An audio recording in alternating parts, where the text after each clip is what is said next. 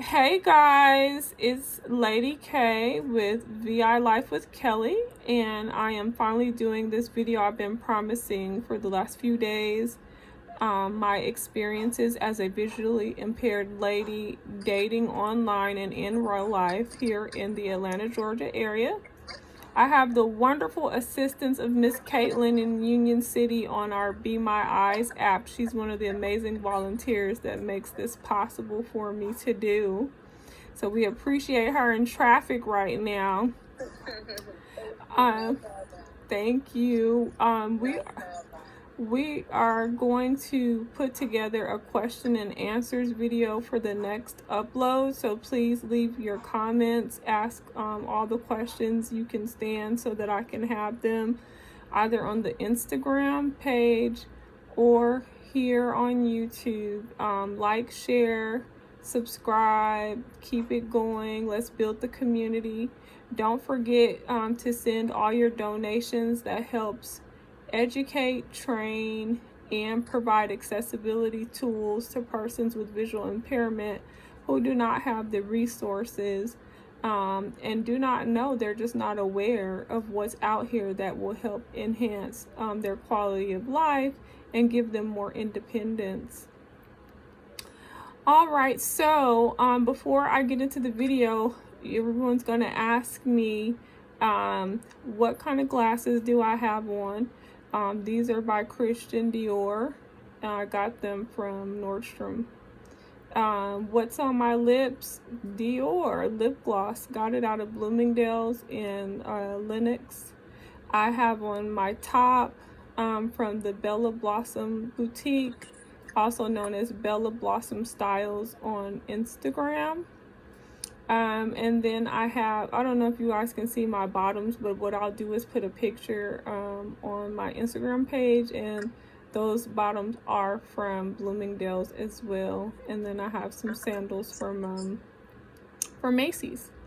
Okay guys, so now that we've gotten that out the way, and the hair is mine, so there's no link to get to the hair. It's mine, so that's that. And then my earrings, okay guys, because you will ask that too, are from Tiffany and Company. So those are out of Phipps Plaza. Okay, and it's sterling silver. All right, so my experiences dating online and in real life as a young lady who has acquired visual impairment through a car accident for it's going on over 23 years now. So it's been the majority of my adulthood, gradually losing my sight and interacting with gentlemen, dating, presenting myself. One common thing I will say, because while I was getting my thoughts together and I was really saying, okay, what do I go through all the time? What do I really want to say? I'm going to say this. At the end of this video, we're going to have so much in common because I really find the challenges and the ups and downs that I go through are universal. I have a lot of girlfriends and family members, and we all get around and talk, and they say the same things really and truly. But I will say, some things are very unique that I experience on the regular. Number one, just a tip. I would say before you start dating, that you date yourself. Get to know yourself, your needs, your wants, your desires. Find out where you really are personally. Are you in dominion over yourself? Meaning that you're comfortable living your day-to-day life. You can afford your reality. You have, extras to spare. You have your emergency fund. You have your insurances. You can go eat. You're not struggling. You're not on the streets. You're not, severely behind on everything, owed taxes, never filed. The list goes on and on and on. And especially for men, because you guys are the leaders. And I've come across a lot of gentlemen who do not like that title, and it's because they are not in the position to lead. And that's what happens. I meet a lot of men every single day, and even though they may approach me as a point of interest, you know, oh, you're beautiful, this and that, and praise God, they're just not in a position to court and to go any further than that statement. And then what ends up happening is, you know, it turns into a counseling session. So a misconception or a misperception that I come across, and I can only speak for myself, is that because people see me with visual impairment and it is very apparent, they automatically assume things about me that are not true. They assume that I will overlook a lot of things, that I will be accepting of a lot of things, that I will settle, that I will be thankful for any man that would be willing to marry me. I would be thankful for any man, period. So, you know, some men are extremely sexual at point A. You know, hey, how are you doing? Let me have your number. I'd love to XYZ to you. I just had a gentleman yesterday call me on the phone. We talked for about 3 minutes. He kept letting me know how he had time for me today, which was yesterday. He wanted to see me. I let him know it was a work day for me, and that I could make some time. We could have dinner if he liked. He said, well, let me look and check what's available. Let me check some reservations and I'll call you back. Sure. He followed it up with 2 text messages. The text messages went something like, you know, you asked me what would make me happy, and I'm not going to say exactly what he said, but the lines were about intense oral sex. Let's just leave it there. Intense oral sex. I was really surprised that he sent me a sentence like that, and we have never met yet. We've never gone on a date, nothing. We just only had maybe 5 to 7 minute conversation on the phone, which led into us trying to see each other that same day, and we're supposed to be reconnecting on possible dinner reservations. But instead I got follow-up texts about his oral sex needs. You try your best not to take it personal, but you also evaluate. I do, like, what did I say or do that makes this guy feel so comfortable to say something like that to me, right? So I went on and asked him if he would be willing to be an anonymous guest on my channel, so that I could ask him some penalty-free questions. We could just be point blank period with each other, and he could just tell me his true, genuine thoughts and feelings, because he is supposed to be a quote-unquote eligible, affluent black man here in the Buckhead, Atlanta area. And I would genuinely like to know how a woman is supposed to take something like that. Are you supposed to roll with it? Like, okay, wow, I'm glad you put your sexual needs out there at point A. Maybe this is a deal breaker for you. Or am I supposed to be insulted? How dare you? Why would you say something like, how are you really supposed to take that kind of interaction, right? But he declined. He said he did not want to do that, and some things should be kept private. That statement was baffling to me as well. I said, wow, he wants to be private about something. He was so blunt, right? So forward and so blunt with me but he wants to, he doesn't want to be anonymous guest and talk about it. Regardless, these are types of things that happen from day to day. Now, it goes from one extreme to the next. I am all around the town. I am very, very, I guess you could say independent, if you will. I would say I am a very progressive person who has visual impairment. I'm willing to catch the train sometimes. I'm willing to catch the MARTA bus a couple of blocks here and there. I'm willing to hop in Ubers and Lyfts, and I'm willing to walk and go 20-25 minutes from my house to the mall or what have you. I live by faith, not by sight, and that's real. So along these journeys, I meet a lot of gentlemen. I meet guys that are homeless a lot. I sit down and have lunch with them sometimes, surprisingly, right? My mom just always taught me that life is precious. Everyone's life is valuable. And people speak, you speak back, and you cherish those moments, because you could be the difference between somebody taking their life and them giving, themselves another moment. You don't know.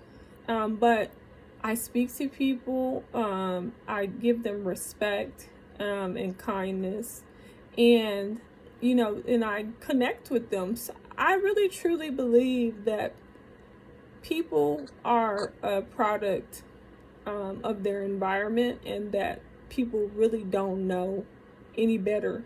I don't believe all the time that people are bad. Like, they're wake up with the mindset to be low level, low class, to be ignorant, I feel like people that make those decisions feel like they don't have any other choices, because nothing else was presented or shown to them or offered to them. So I feel that way. And so sometimes I feel like talking to different men that I need to share with them, like, hey, when you say this or you do this, this is how it's interpreted. This is how women look at this. Do you know that? Do you care? Do you want to change that? And so, I don't know, I just believe being a part of the solution is going to help all of us in the long run. So at the same time, people see me, they're okay, visual impairment, and I always hear men size women up, right? They look at our hair, they look at our fingers, our toes, our wrist. They look at how we present ourselves, and that's what determines to them how much they're going to invest in you, what they're willing to do for you, and their approach, right? So a person could look at me and say, okay, she's visually impaired, she's probably getting a disability check, right? And they could start doing the math. Oh, she must have been in a big accident and got a huge settlement. She's living in Buckhead. This is how people look at me. Seriously. They'll be doing these mathematical equations, trying to surmise, how do I afford to live over here, and how I can benefit them. So, I have other gentlemen that are on Social Security as well, or they're working, in the grocery stores, and, they're making their minimum wage, and they're going, whatever that is, $7 an hour, and they're approaching me, and the mindset is, she'll be reasonable, and she'll just be happy to have someone because I can protect her, and I can guide her around, and I can help her grocery shop, and I can help her, keep her house clean, or, keep up with her dogs. They have all these ideas of what I want in my relationship, right? They're never having asked me anything. And so then, when I talk to them, hold on one second, guys. And then when I talk to them, you know, we sit there and we eat or something, and they get to know me and they say, "Oh wow, you're educated. Oh wow, you work. Connected. Oh wow, you actually pay bills. You actually have a driver's license. Oh wow." It's a whole long list of oh wow. And then they feel some type of way when I say, you know what, you're very kind, I appreciate it. It's quite flattering, but we're not a match. Then they're insulted. How dare you, the woman with the visual impairment, you blind lady trying to tell me we're not a match. They get angry because how dare I want to let this man know who's offered me his protection and social security check. How dare I say that's not what I'm looking for, right? But these are the types of interactions that I have. If I'm telling a young man, hey, I don't date smokers, I have a severe smoke allergy, and I do not enjoy migraines, and I don't hookah, and I go to church and I enjoy, a part of my attraction to you is worshiping God with you, and I do not eat pork, and I don't do this and I don't do that. I want to be your lady. I don't want to be your mother.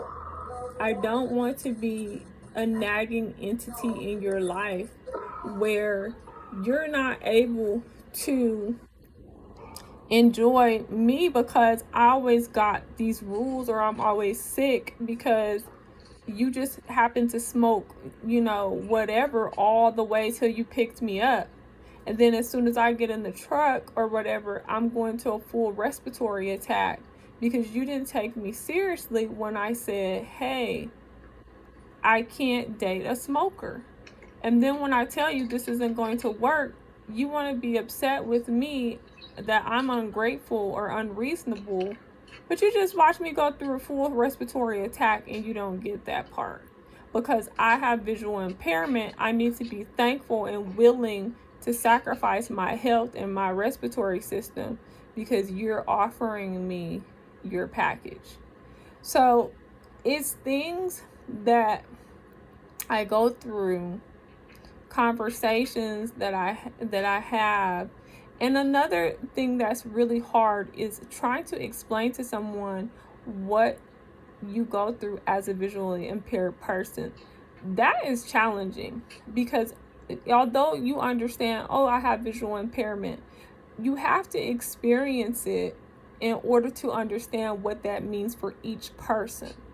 Some people have no vision and they've been like that their whole lives, okay? That's one experience. Then some people like myself acquire it through a car accident, through trauma, and then that's another experience, and they didn't lose everything at one time, right? And then they still have some vision. Some people still have vision, right? But whatever the level of vision is, it's a unique experience, and it can be up and down. You can have a little today, you can have none tomorrow or tonight. You can have light perception and then you cannot. You can have moments where you just have extreme eye fatigue and can't even open your eyes. I use so much technology to get things done that it makes my eyes superiorly sensitive. I can feel the radiation coming off the devices. So my screens will be off and blacked out, and you'll be wondering what the heck am I doing on my screen because I'm tapping and doing all these things on there, but you can't see anything. You're like, the phone is off. You think I'm losing my mind, but no, I'm not. I have an earpiece in my ear. My phone talks and I'm doing my thing. I'm working. But I have the screen off because I have eye fatigue and I'm trying to prevent migraine. See, a lot of that is difficult to understand. The skill set that I have to accomplish the same thing that persons without visual impairment accomplish. Something that takes you 5 minutes to do may take me 3 minutes depending on where I'm at with the technology, or it can take me 30 minutes, or it could take me an hour and a half to do something that you could do without visual impairment in 5 minutes. And I'm going to definitely do a video showcasing some of my technology so that you can really see, like, what is it, how do we get this thing called blindness done, right? How do we read, and how do we distinguish things, and how do we know what we have on, and how do we use the computer, and how do we navigate the internet and use social media and text and answer the phone, and how do we do so many different things, right? At the same time, people who date persons with impairments, not even just visual impairment, they're attracted to you, right, because of your resilience, right? At the same time, it's the same thing that runs them off. A lot of gentlemen will say to me initially, like, oh, I don't care about that. You know what I mean? Is that the only thing that's wrong with you? You could still see something, right? These are questions that I get. And it's like, okay, let's see what that really means. Because when I have days where I'm not with it, right? I got up, I'm having a headache. The severe weather changes here in Georgia are really hard on me, right? So, that day I might not be going anywhere or doing anything, or I might really be on you visually, right? Like, hey babe, can you tell me what this says? Can you read this to me? Can you cook today, or let's do the cooking. I could really be utilizing your eyesight, and you could get scared, and people get scared because being with me, you can have a level of devastation because sometimes I'm so independent and so on top of it, and sometimes I am not. And that can be scary to you because you could say to yourself, oh my God, I will be really responsible for this lady and her safety and her to and from. It makes me nervous when she's out here doing stuff by herself. I don't feel good about this. I can't handle this. And sometimes gentlemen just disappear out of my life because they are not able to say, I can't handle this. They're not able to ask the hard questions and just say, help me understand this more. I really need you to break this down for me. I really need you to open up more or take me along with you. I really want to. And they'll just walk away. I will never hear from them again for months and months or years and years. One day they'll come across me, or they'll send me a message or a text like, hey, I'm really, really sorry. I was thinking about you. I just didn't know how to handle it, so I just exit left. I'm so sorry that I did that. And I'm like, it's okay. It's really okay. At the same time, right? You really wish they would have said, X, Y, and Z, or would have tried, right?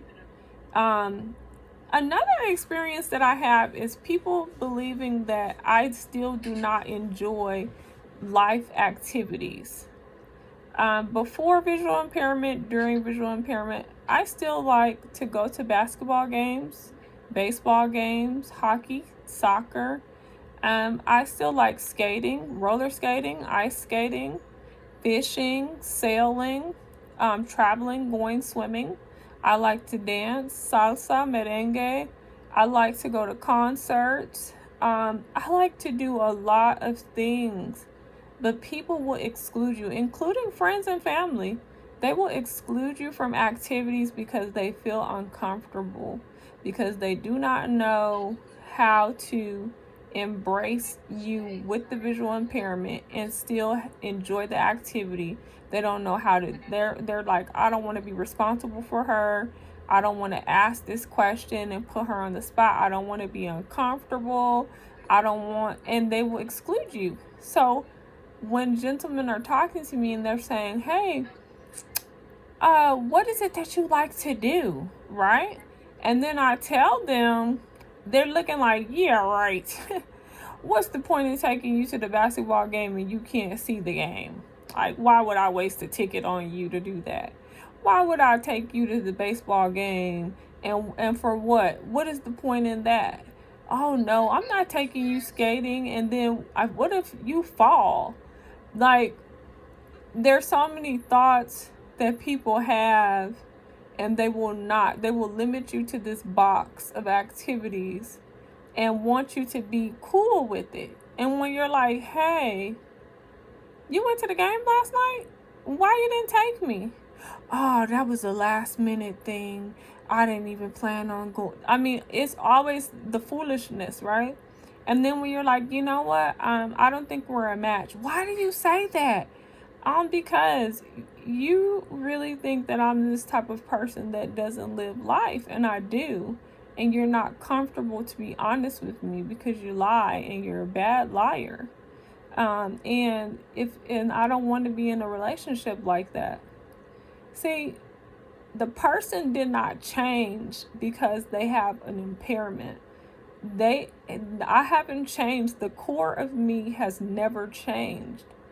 And so you just end up spending a lot of time trying to reach this level of transparency, trying to get the gentleman to understand it's okay for you to be you because I'm going to be me, and it's okay if that doesn't match because God has more for the both of us. God knew I was going to be challenged with visual impairment. He knew my whole story, and he knows the end of my story. And there's a man out there that is more than cool with it. He loves every aspect of me, and it's the same for the men. And when we can get out of each other's way and just embrace our truth, it's not hurtful, and it's not something that you're supposed to try to sell or you're trying to get somebody to settle or change, right? No, you're supposed to be you. I'm supposed to be me, and it either clicks or it doesn't click. Another thing that's really crazy about dating is people trying to make you fit in their box. And I feel like this is just a universal experience at this point. If you know that I like to do things in the daytime, that I go to bed between 6 p.m. and 9 p.m., that I don't eat after 7 p.m. and definitely after 9 p.m. ever, right? Don't spend a bunch of time trying to get me to be a night owl all of a sudden. Well, babe, you're going to need to get in where you fit in because I don't even get off work until 9 o'clock. And I need to see you at like 10 o'clock, 11 o'clock at night. Like my off days are Wednesday and Thursday. Well, mine aren't Wednesday and Thursday. You know, don't spend a bunch of time trying to make somebody this person that they're not. Sorry about that, guys. Thanks for your call. Please let I had a good call. Sorry, guys. Miss Caitlin had to go. Speech off. Sorry, that's my phone. It talks. And Miss Caitlin had to go. And I love her for her support, and thank you so much for your time. But yeah, don't spend a bunch of time trying to make a relationship work and make somebody change who they are. That's never going to work. I know too many guys, and they get angry with you because you don't want to fit in their box. No. If I wear a Gucci belt today and who knows, a Prada belt tomorrow and a whatever belt from Marshall's next week, don't sit up here like, oh, you got the Gucci belt on. How much was that? Oh, you got the Prada belt on, so I guess that's all you wear. Oh, I guess this Marshall's belt was a step down. Are you... Like, stop all that. If you don't like people that spend money on those types of things, or you don't want to be in that type of dynamic. Oh, I don't want to date a woman who doesn't mind dropping $500 on a belt, right? That's not my thing. That doesn't make me feel good. That's not how I like to allocate my funds. I don't want to invest in that. I don't want to be a part of that dynamic, right? Cool. Do not do that. And I'm just putting that on a simple note. What I'm saying to you is, if a person is comfortable with spending $3,000 a month on where they live and you are not, boom, not a match that fast. But don't be trying to date the person and then trying to convince them that their reality is wrong. Like, wow, you just blowing your money over here in Buckhead, just making these people richer and richer. Oh, so what you looking for, a man to take care of these bills for you? Oh, you looking for somebody to add to that? Who you think what you thinking? Who you think gonna do that? Dudes ain't doing stuff like that. Excuse me. Stop it. Don't do that. Don't turn a meet and greet into this World War 57. No. If you take a moment, realize I am on a meet and greet. I'm on the first date with this young lady, which means this is an informational. Remember informational, guys? Like when you were going to college or high school, the first day, the informational, you go, and they tell you like about the school and how much the tuition is, and what everything they specialize, all that. It's an informational. What do you do at the conclusion of the informational? You can sign up, or you can go to the next school. You can go to the next informational. It's the same thing about a meet and greet. And the thing that I find that's baffling is, like, don't ask me what I would like to do or what I feel comfortable doing when you know good and well you have parameters on your comfort. So you share with me if you're a person that wants to meet and have drinks, say that. Say, hey, I would love for us to get together. Thursday, Saturday is a good day for me. Would you mind, meeting for drinks and going from there? And I can politely let you know, yes, I do mind. I don't meet for drinks. That's something that I don't do. And if we need to leave it right there, we can leave it right there. You see what I'm saying? It's real easy for two people to have a peaceful situation when you just live your truth. Make it easy. Live your truth. It's okay. It's really, really okay to live your truth. And it feels so much better when you live your truth. It's quite uncomfortable when you're out with someone who is hostile because they've agreed to do something with you they truly do not feel comfortable with at all. I remember it's been that long already. It was over a year and a half ago. I was really excited about meeting this gentleman. He was a doctor and a sports psychologist, actually. And he was very, very busy.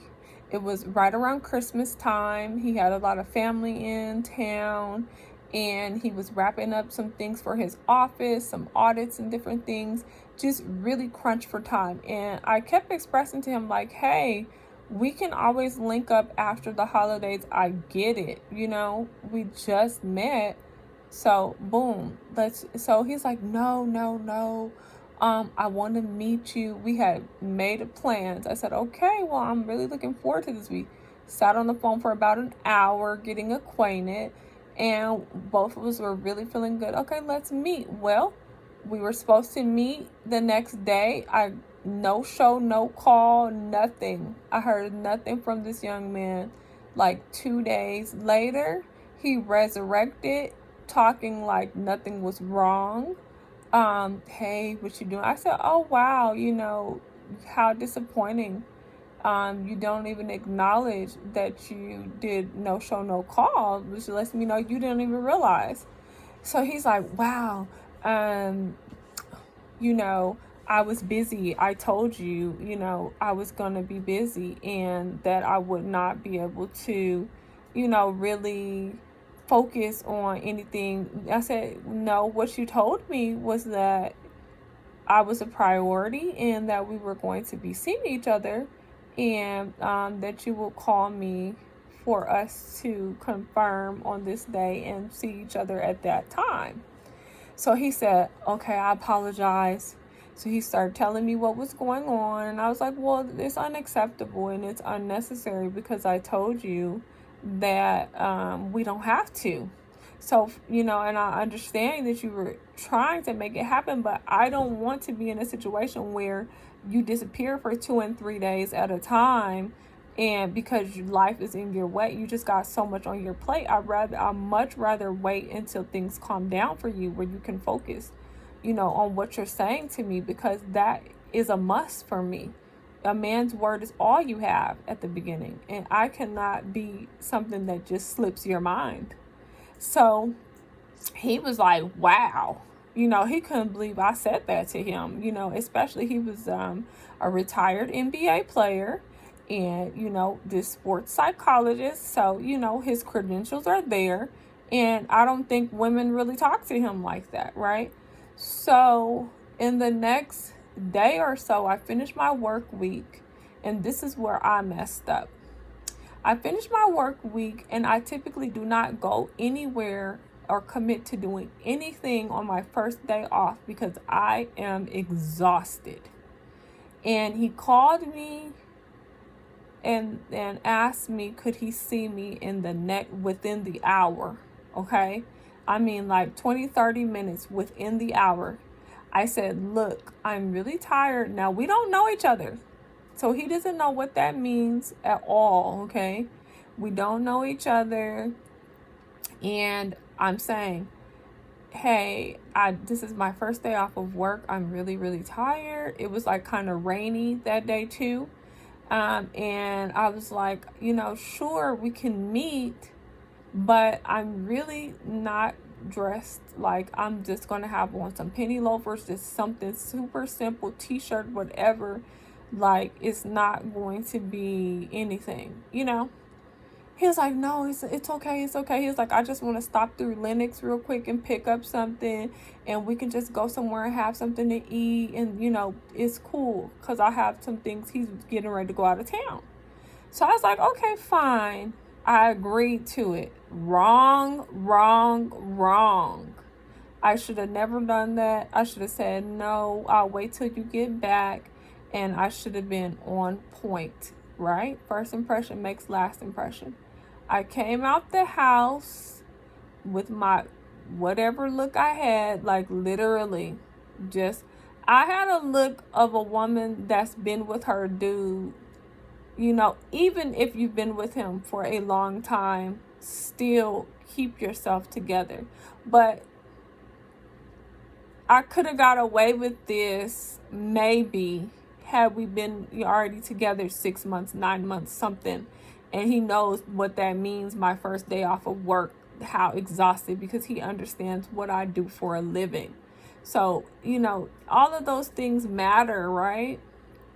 Anyway, he was so disappointed, right? So disappointed, because women will say all the time, oh, I'm not looking like nothing, I'm not going to, and then be looking so glam and juicy and good, because it's like you're seeing this man that you want, right? But I wasn't, and I'm just going to keep that real. I was not. Another thing, he did not understand that I had visual impairment. Like, even though we've spoken about it, he truly was caught off guard that I had visual impairment. And we never went into depth about it, like, what is your visual acuity, like a medical. We never went into depth about it, but I had definitely discussed it, but not to any point where he really understood that I had visual impairment. So he was caught off guard on so many levels, and just mad. And so, you know what? I told him, I could tell the energy as soon as I got in the car with him. He was just like, well, you know what? I already went to Lennox, so we don't have to go to the mall. And I was like, well, you know what? I said, we don't have to do anything. We can really just do this another time. I really understand. He said, no, we can still go eat or grab something real quick. Like, no, right? And I was like, really? And the energy was so strange. And I was just like, okay. So I went with it. So we end up going around the corner and having something to eat, and some smoothies. And I don't even think he really had anything, now that I think about it. But he was just talking to me and observing me, and which just really polite, right? And I had him drop me off at the mall because I had to pick something up anyway. And he said to me, take care.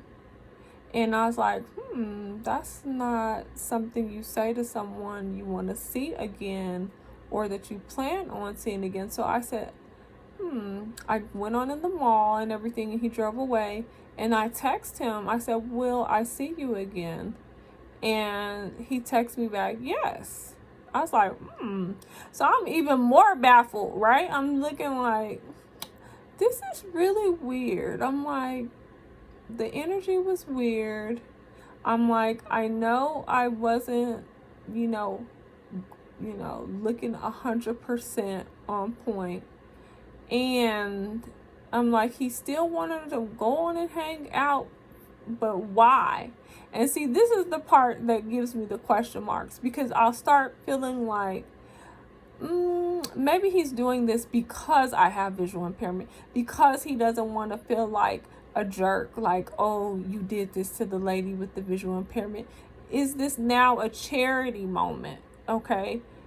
Is that what this is? This is like, oh, she got visual impairment. Let me not be a douche. Let me just go on and do this nice thing for her and not make her feel any worse than she feels. Like, all of those things. And I'm like, please don't do this charity moment thing with me. I'd rather you just be straight up with me and just say, like, hey, I'm really disappointed you're not on point. I came over here to see you. I'm a certain type man, and I feel like I command a certain type presence and a certain type woman. I feel disrespected that you really, allowed me to meet you, and you're tired. Like, you really are, I don't date women that allow themselves to come out and talk to men and be this comfortable. And we don't, whatever the truth is, it would have worked out so much better than for him to do the whole, no, it's fine, everything's fine, and then text me, yes, we will see each other again. So after he said that, I'm like, wow. I'm thinking grace and mercy, like, oh, dude, this dude just told me yes, regardless. I'm like, he must be really forgiving, or just really see past, like, okay, she told me she was tired. It's cool, whatever. We'll see each other when we get back. I did rush her. This is what I'm thinking in my mind. He's thinking, like, I did rush her and tell her in like 5 seconds I was down the street and can I see her. So, it is what it is. We'll get a second round. Nope. Instead, that day went by. He asked me to send him some pictures of me. I did, in the same outfit I had on that day, and another couple of pictures like the next day. Nothing, to write home about.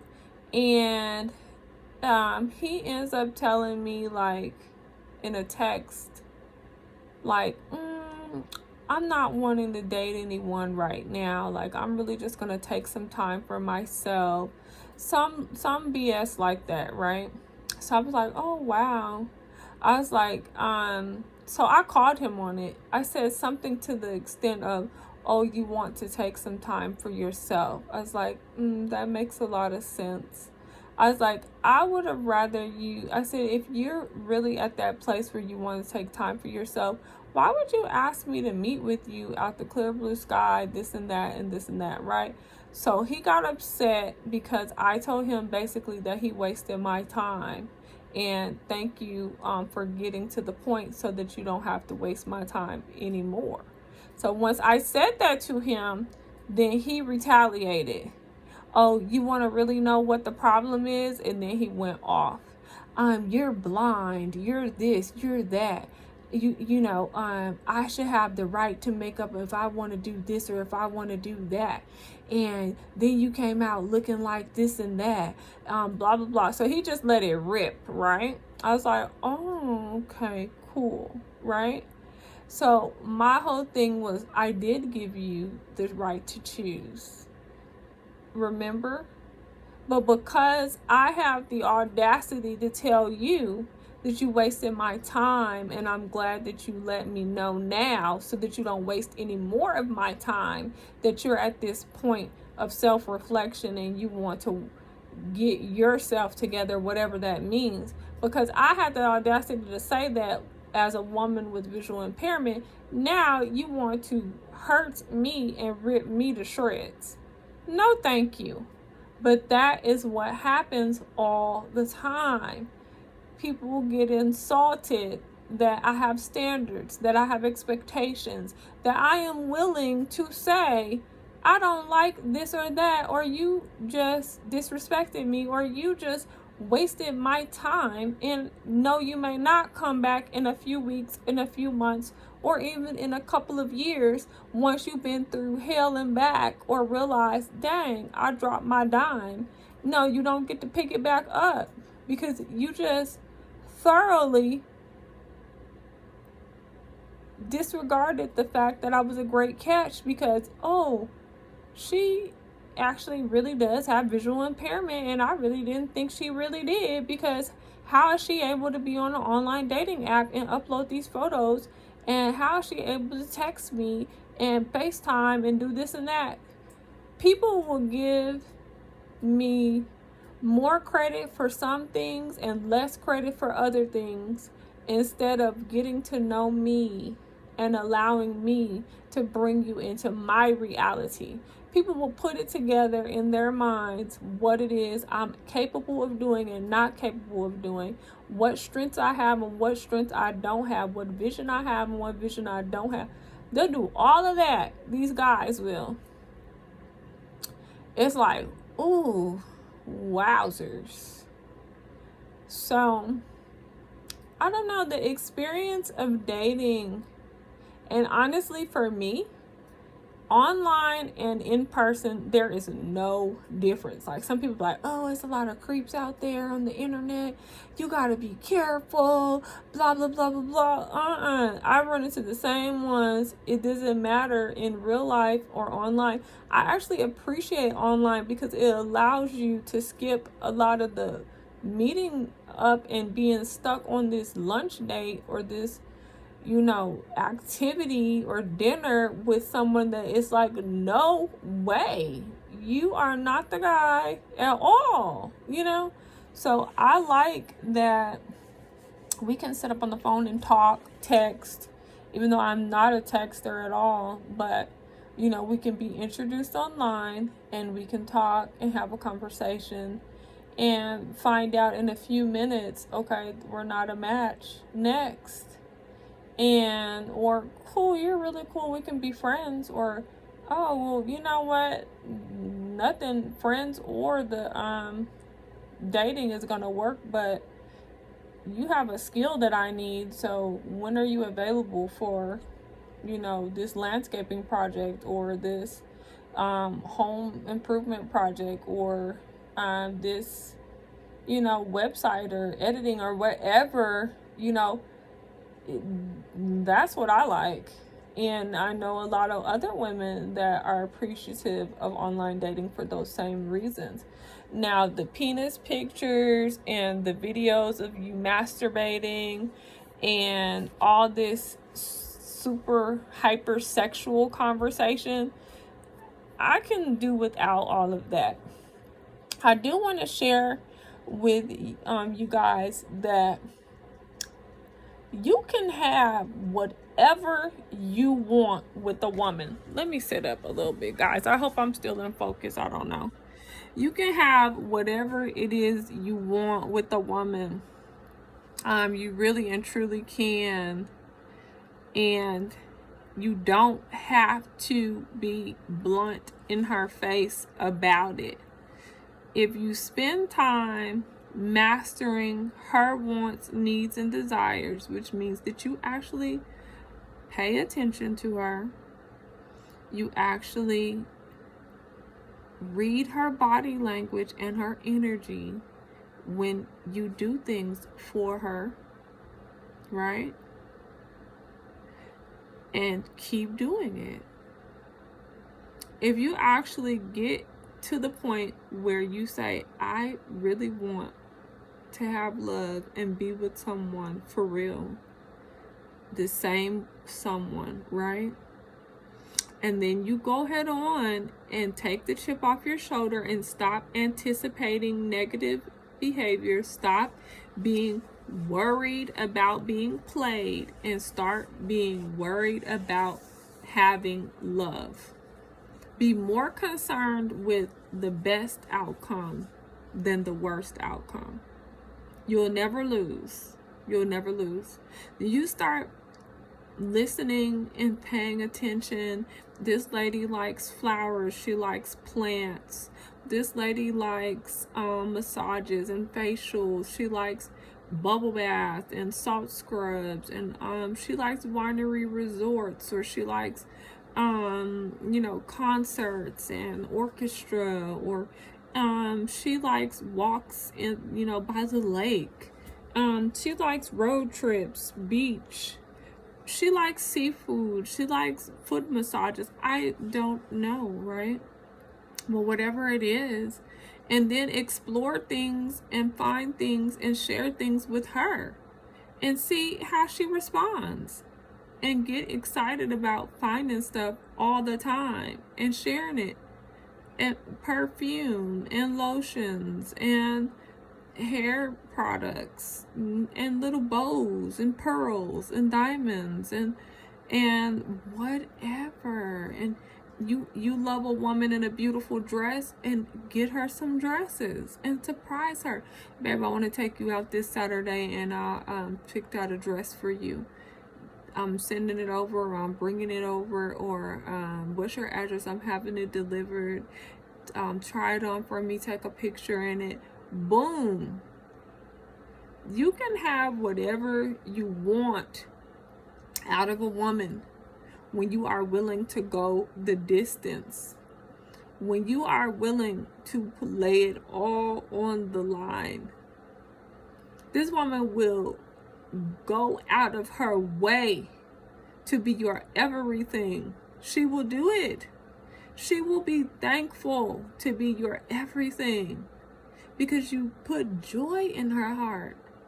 When she thinks about you, it's a smile that radiates through her being because you are her love.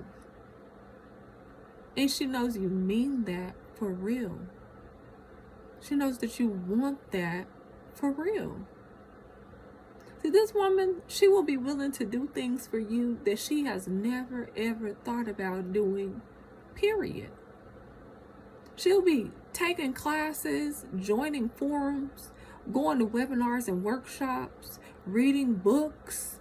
She will find ways to be your everything, your fantasy, your dream girl. She will find ways, invent ways. She will smell like everything you want her to smell like. She will bake for you. She will cook for you. She will order for you. She will be your lollipop. She will do everything for you. You don't need to aggress her with blunt force hypersexual conversation. You don't need to tell a woman you need her to suck the soul out of you until your situation goes down. You don't need those kinds of conversations, especially when you haven't done any, you have never laid eyes on each other, but you want to make sure you get that part out the way. I need you to suck the soul out. Oh, really?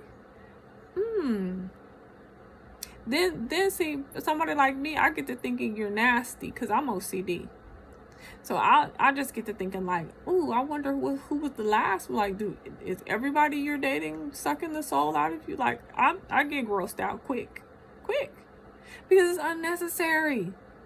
There's no need for grown people to talk to each other like that ever. Now, I do get there's conversations we need to have. Yeah, we do need to talk about deal breakers. We do need to talk about boundaries. We do need to talk about things, that are just out of the question. Sure. But can we do that? Can I meet you? You know what I'm saying? Can we cross some bridges together? Like, what's your goal? Because are you looking for a prostitute? And see, that's the next level to that. Men will say things to me, be superiorly aggressive. Males will say things to me, and then if you reciprocate that aggression and you say, oh, you must be looking to take extremely good care of me. You must be ready to put me in the position where I am dwelling in my feminine, and all I do is have time to focus on you and your needs and pleasuring you. Is that correct? And then that's when it's, yeah, I got you. Oh, you do. You got me to the tune of $7,000, $10,000 a month, because that's what I have. That's my reality. See, then if you say something like that, then it's pay. Oh, it's all about money with you. Oh, it's pay for play with you. Oh, you're high maintenance. Oh, you one of those type. Oh, that's like prostitution. What do that got to do with love?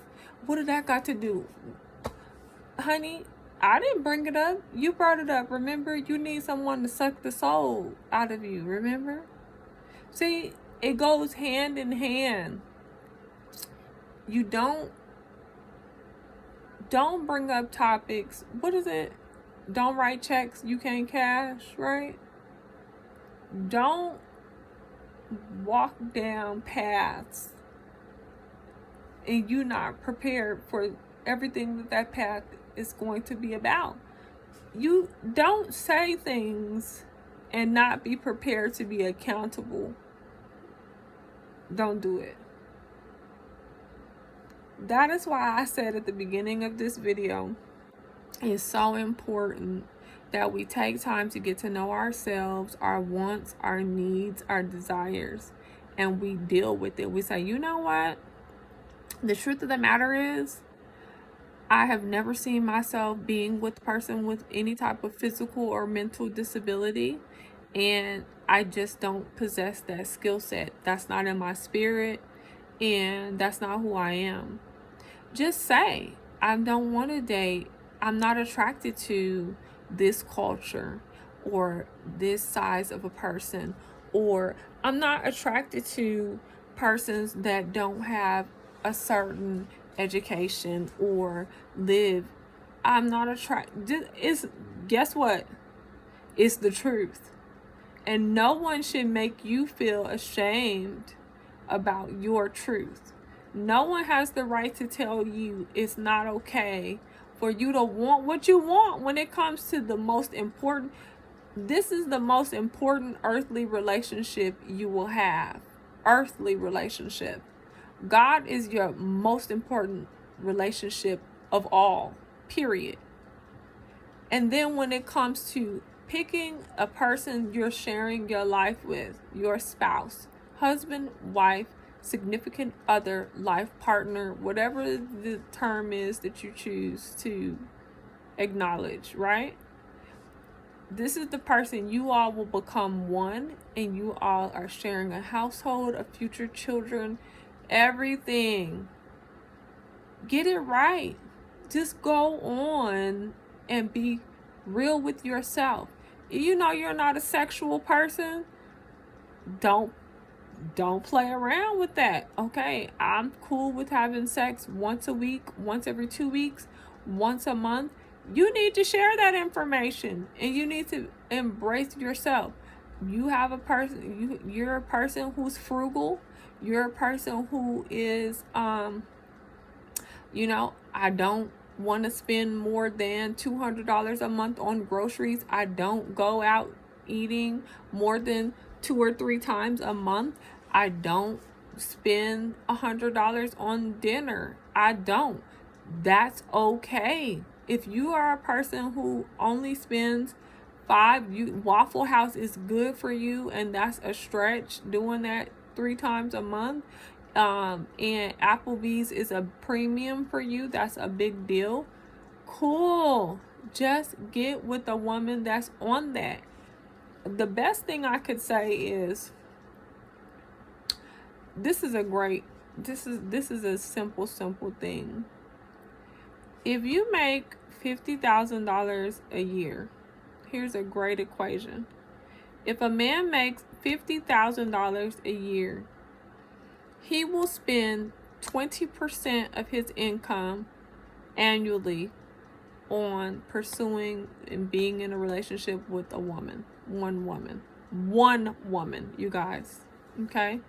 So that means that you will need to find a woman that $10,000 a year, which is less than $1,000 a month, okay, that works for them. So that means that everything this woman can want and need and desire of you has to fit within your $900 budget per month. So that means if this woman,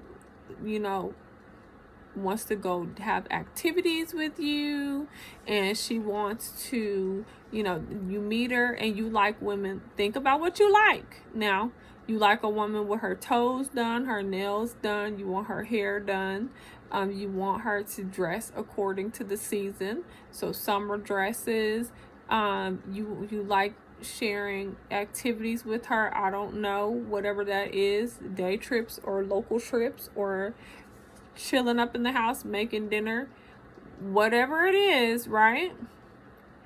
Be real with yourself. Then put a dollar number on that. Okay, if this is my lady and this is how I like her to look, and how much are these things? If the nails and the hair and the toes, right, that's adding up. Okay, that's like $400. Okay, then you want to do a couple of activities, and you thinking like, okay, I can probably take us out to eat or to the movie, 2-3 times a month, and maybe I can stick within $50, $70, $200. That's, you're already at $600.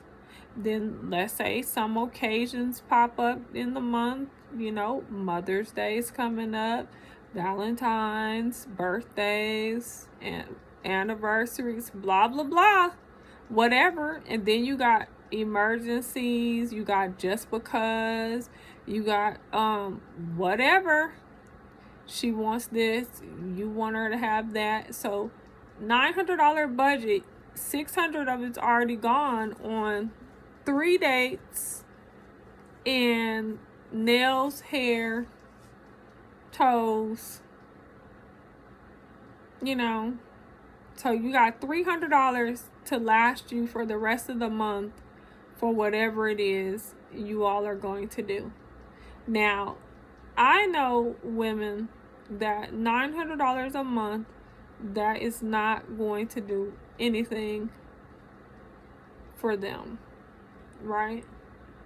So because they don't make $50,000 a month, they make $150,000 a month, right? I mean, a year. They don't make 50,000 for the year. They make 150,000 a year. So they are quite comfortable with, and their norm is $100 dinners, you know, spending a couple thousand on a purse, handbag, you know, going shopping. An average shopping trip for them may be $5,000. It may, you know, that might be, you know, the Gucci slides and, you know, whatever, the Baccarat, the Bond Number 9 perfume. You know, they may picked up the Chanel, who knows, but you know, that's an average thing for them. They're very comfortable dwelling in that space. You know, they drive the Mercedes. Their note, you know, plus insurance, you know, is $600 to $900. So could you imagine, you know, dating someone whose car note plus insurance is $600 to $900, and that's your budget for them for the month? So if you were wanting to be with this lady and you were like saying, okay, I want to court her, I want to show her a good time, I want to put my best foot forward, I want, you know, to really have her back and be the protector and provider, and just really bring her in and show her, you know, what she's signing up for. Okay, cool. It's better for you to be with a young lady that makes $25,000 a year. If you make $50,000 and you get with a young lady that makes $25,000 a year, which would be, you know, a receptionist, or easily, you know, like a CNA, you know, the young ladies that work at the mall, you know, the ones that, you know, work at the fast food restaurants. There are plenty of professions and people that make $25,000 a year, which is right at like $2,000 a month. You know, it's people work for the IRS, for the government, that only make $25,000 a year. But the $900 a month would be a blessing and would be well received. Oh my gosh, you investing $900 a month on that relationship, and it will be way less stressful, because, you know, somebody that makes $25,000 a year, their whole life fits within $2,000 a month, which after taxes, they probably only bring in the house $1,400 to $1,600 a month. That's $800 every 2 weeks, best case scenario. Of course, they don't ball out, you know, on hair, nails, so they're more practical. So they probably go somewhere where they get their nails and their toes and their manicure done, and they only spent $60, you know, $50 to $70, you know, every 2 weeks to do that. And when they get their hair combed, you know, they're more reasonable. They may go somewhere where they can get a wig or a sew-in or whatever style, or a natural style, and they've only spent $45, you know, to $75 every 2 weeks or whenever. You see what I'm saying? So you coming into the equation with that dynamic is a blessing. It's less pressure. And of course, the $25,000 a year young lady does not have a car note that's, you know, with the insurance $600. You know, that person may have a car note that's like $2 something. The insurance is like $1 something. You know, that's $3 something, no more than $400 a month. So then, you know, you drop $900 in your lady's account, she feeling like $1 million. Cool, he just took care of my car note, insurance, hair, nails, manicure, a couple outfits. Bow, that's my man. $100,000. I'm ready for it. I'm ready for you, daddy. I am ready. See, and that's what I'm trying to get to. It's like, when you don't put a bunch of assumptions on a person, and you dwell in your place, dwell in the masculine, and allow me to dwell in the feminine. Regardless, I have visual impairment. Yep, I do. I have that experience. and this too shall pass, right? Experience it if you are ready, if you like what you see and you definitely want this. Show up for this. Yeah, I said that. Show up for it. And then embrace it and get to know it and experience it. So that way you can have no inhibitions, no assumptions, nothing. You can just ride out with it like, wow, okay, babe, how you do this? What is this you're doing? How is this going? And just be open to everything, the good, the bad, the oh my gosh, and the ooh, yes. All of that. Be ready for that. And then allow me to dwell in my feminine as your lady. And let me enjoy you in the masculine as my man. Because nothing has changed. I am still very much worthy of my protector and my provider. And that's the only thing that I will accept.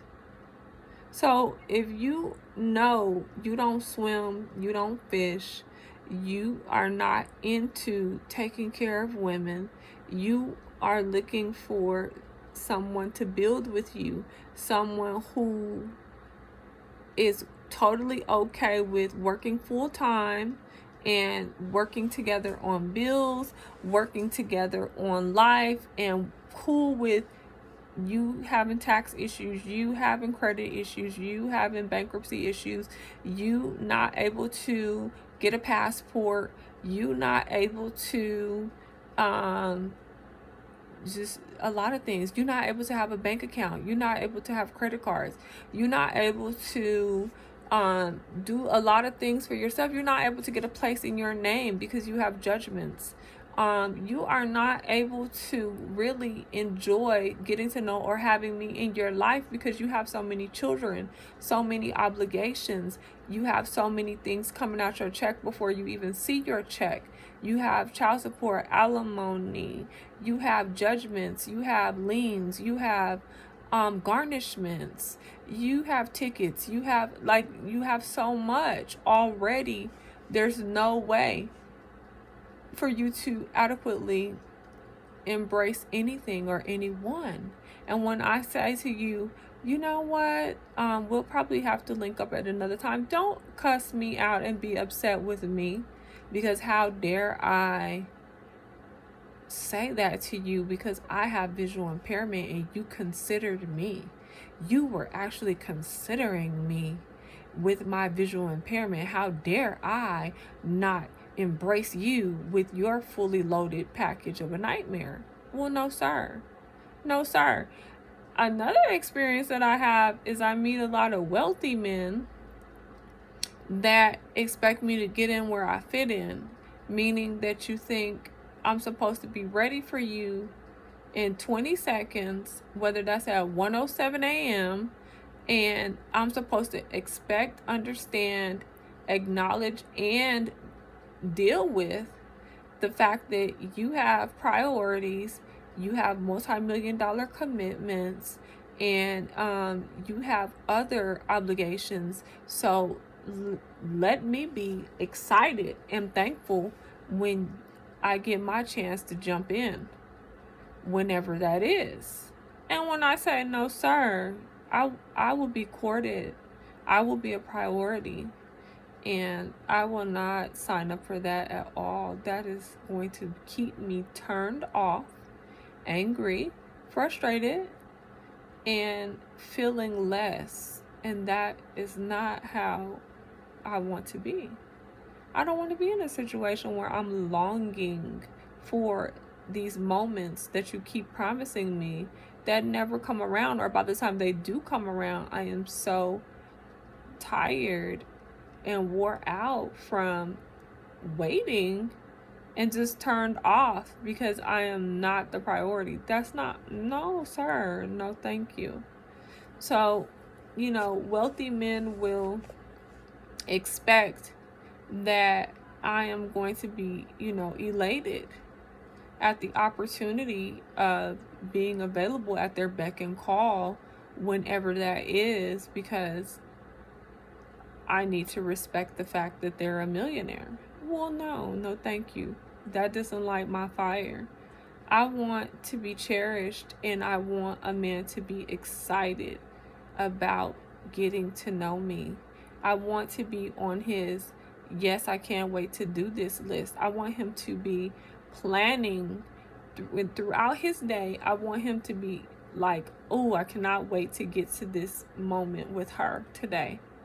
I cannot, at 2 o'clock, oh my gosh, we're having lunch, we're having brunch, we're going on doing this activity, whatever it is. I want me to be the highlight of his day, of his week. I want him to be so ready, because I am. And that's just what works for me. I don't want to be the afterthought or the consideration if it works out, the underthought. No, sir. Because that lets me know that having someone in your life is really not that big of a deal for you. You are very content and happy with your life just as it is without a woman. You are very content with your daughter or your children, your businesses, and whatever space that you dwell in. That is fulfilling for you. And so that doesn't work for me. Another issue I have, which is, I don't know what to say about it. People are very open with me, very direct. I do have the energy of understanding and patience, and really just wanting the best. There's a lot of men out here now that are extremely comfortable with masturbating. Really, really, really comfortable with being with themselves. Even though they may not like it, even though it may not be, desired, meaning like something they would pick, even though it may not be, their goal, right? It's like, I would love to have someone, but I don't have to, and I'm okay if it doesn't work out, because I'm not just going to settle for whatever. I'm not desperate. They have this long sentence of why it is they're good with their situation, although they don't like it and they would like to be married or have someone, right? All of that adds up to, I masturbate every single day. I'm very comfortable with pleasing myself. I make good money. I'm comfortable with keeping my money to myself, because it took me a lot to get it. I can't, or I'm not in the position to get any more or to get it back. And I'm just real comfortable with being in the situation that I'm in, because I've been in it so long. I actually have a chip on my shoulder about bad experiences in the past. I actually don't really care for women or trust women or respect women or admire women or really even value women. That's what the energy and the vibe is a lot with men. Really, really, really guarded, paranoid, always trying to figure out what is your angle. All that mess right there, you're not ready to date. Just stop. And it comes off kind of creepy, like you just want to sleep with somebody clean.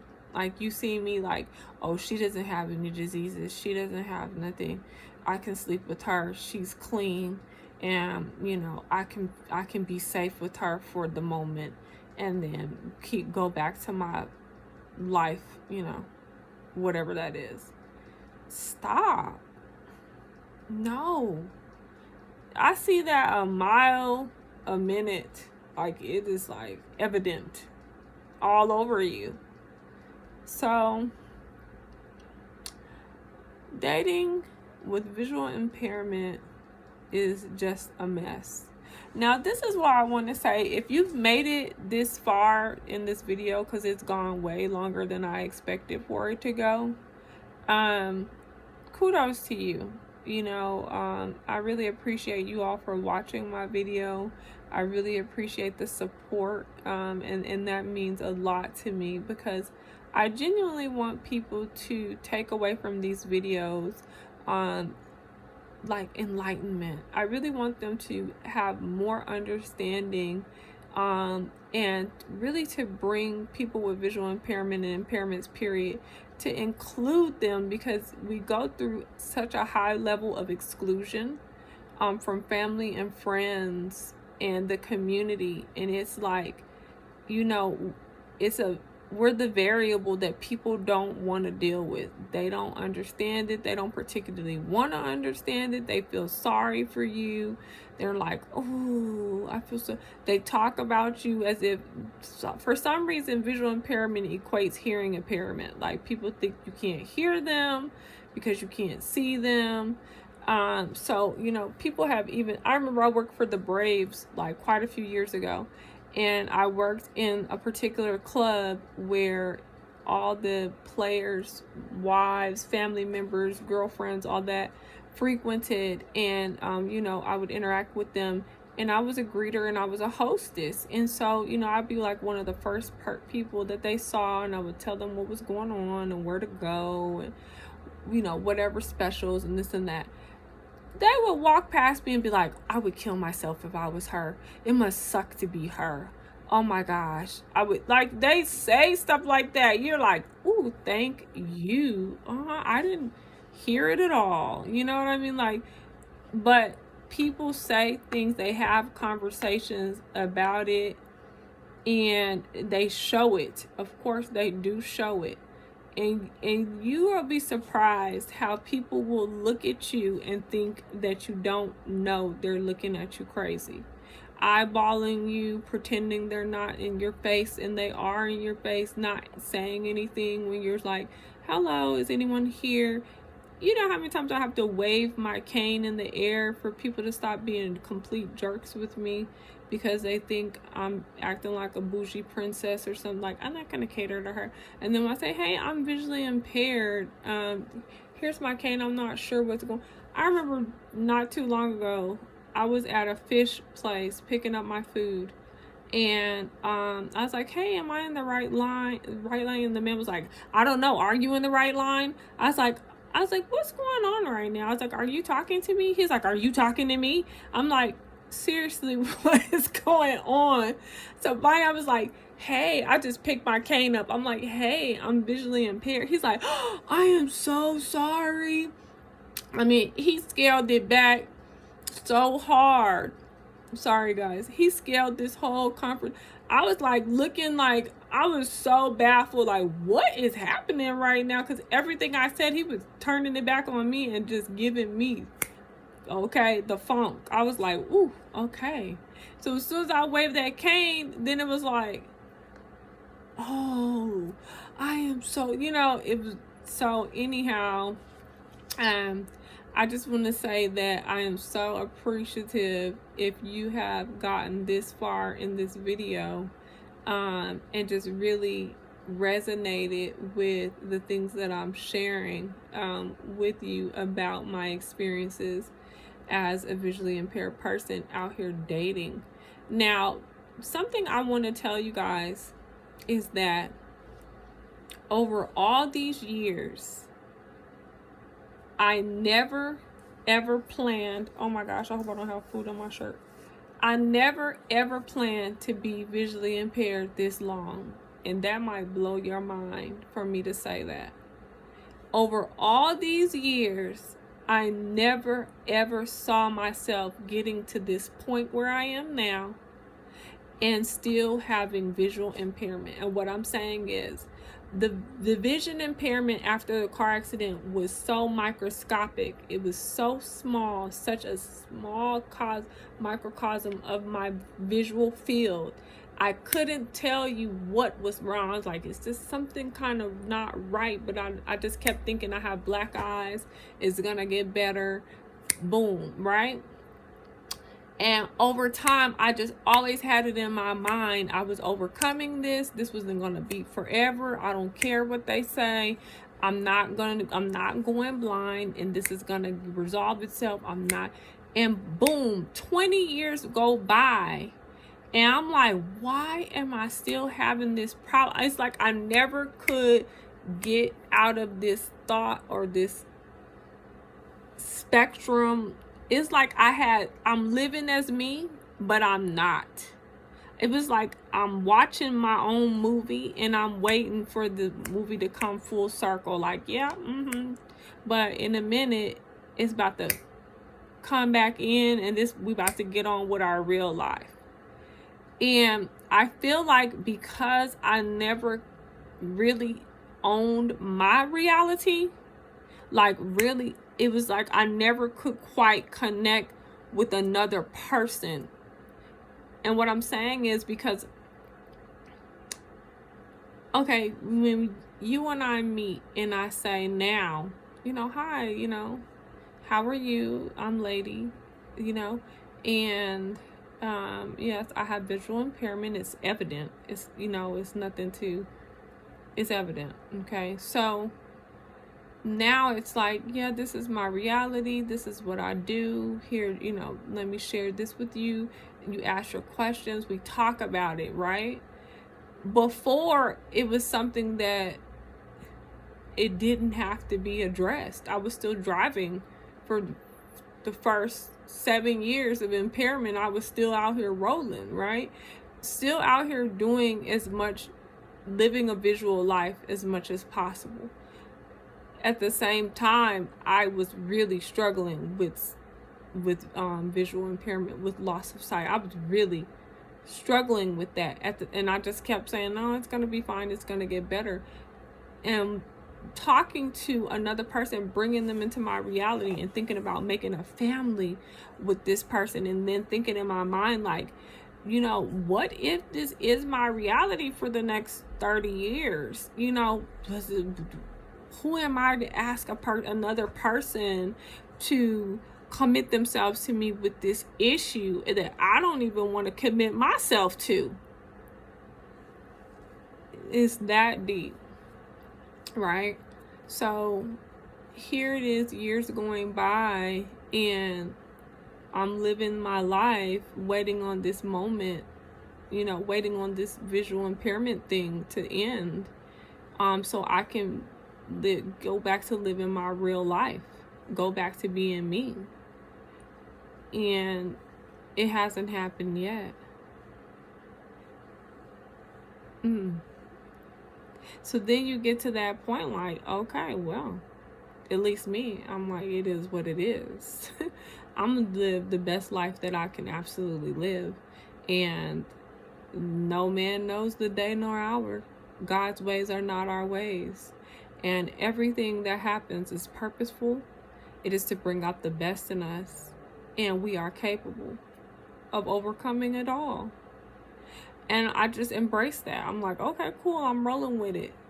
And I've moved forward and been able to be a blessing to everyone that I have come into their lives. I have been able to share valuable jewels with everyone and say, hey, I remember when I went through that, or this is what you can do about this, or yes, you're having this type of problem with your eyes. Let me share some different herbs with you, some different exercises with you, some different therapies with you. Yeah, I have been able to be a strength, and that has truly been what has been able to provide me peace in this journey, and that is what it is. I have been able to embrace my purpose, confront my reality, and get comfortable in my own skin and say, yes, I am still worthy. I am still amazing. I am still gorgeous. I am still a blessing. I am more, actually. I am actually more. And it's got to be okay. It has got to be more than okay. So that's the takeaway for this video today. There'll definitely be a part 2 and a part 3. I'm going to read all you all's comments. You can definitely email me if you don't feel comfortable with putting public comments out there. on Instagram or on the YouTube on this video, definitely I'm going to address all the questions, all the comments. Prayerfully, I will have some videos because I have gotten several guys that have agreed to be my anonymous guests, because I really want to get the male's perspective on, you know, what is stopping them, what is interfering, or what is their experience with dating in 2021, right? What is that like? What do they think when they come across women with certain packages, right? And of course, you know, and whatever that means, divorce, never been married, multiple children, or single mom.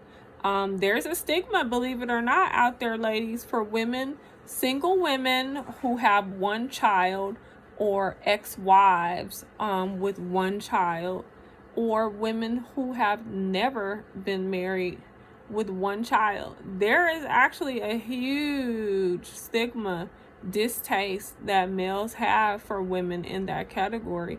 And for whatever reason, women in that category actually view themselves as a premium, because they feel like, hey, you know, I've only got one child, I'm still a great catch. You know, men should be excited about being with me and building a life with me. But nope, that is not true, ladies. And I actually know a young lady who is a mother of one, and she is like a man repellent. She has no self-esteem, no boundaries, no standards when it comes to men. Any man that shows her attention, she's like a Klingon. Pretty much drops her whole life, becomes his doormat, and he's gone, you know, within 3 days to 3 weeks, you know, he's gone. So, in the last year and a half, she actually flipped the switch and went to the next extreme and began an online relationship, a virtual relationship, where she and this young man have never met in real life to this day. They just spend long periods of online time together and virtual time together. And actually, when she made it a point to meet with him and spend time with him in real life, after dating via phone, once again, never met in real life, nothing. And that would have been, let me see, 5 months after, you know, so for 5 months they've been carrying on, phone, online, virtual, whatever. And this man ghosted her. Fell off the planet, made up excuse his phone was broken, whatever. Never heard from him in like 2 months, and then she reached out to him just to really connect the dots, like, what happened? Why did you do that? Excuse me, guys, it's way past my bedtime. Why'd you do that? And his whole thing was, you know, he felt that she didn't call him when she got down, so he didn't reach out to her. But she did call him. So he said, finally he admitted he had a childish moment and just wasn't ready to meet. I don't know, guys. What do you think about that? Since then, they've been on the phone together ever since, virtually, FaceTiming and all that. And they still have never met, never gone on a date. Nothing. So, you know, I see that mental health is a premium. It's a priority. I find that there's a lot of people out here with unresolved issues and that need to be discussed. They need to be confronted. They need to be resolved. And until people are willing to do the work and willing to look themselves in the eyes and say, hey, I love myself. I'm worthy regardless of whatever's happened to me, regardless of whatever I've been through, regardless of whatever my reality is. I still deserve love, and this is what love looks like for me. I'm a 5 love languages woman. I need a balance of all 5 love languages, and I need this man to be into that. I need him to love giving me all 5 love languages. That's how I receive intention. That's how I understand that he's not going anywhere, and I need that security. I need to feel safe. I need to feel adored. I need to feel cherished. I need to feel desired in that way. I need this man to want me so much that it doesn't matter what I need. It doesn't need to make sense for him that that's what I need. He just wants to be responsible for providing it to me. He wants to be responsible for making sure that I have it and more. See, that's what I'm at. That's what I'm at right there. I'm all for that because that's what I give. And see, a lot of men will be like, okay, so I'm going to do all of that. Excuse me, males. I'm going to do all of that, and then what do I get? I had a gentleman ask me that not too long ago. Okay, so you're looking for this and that and this and that, and what do I get? I said, I imagine whatever you want. If you're going to give this woman and be this woman's everything, she's going to give you whatever you want. And it's going to be her pleasure. That's just the truth of it. So anyhow, you all, it has been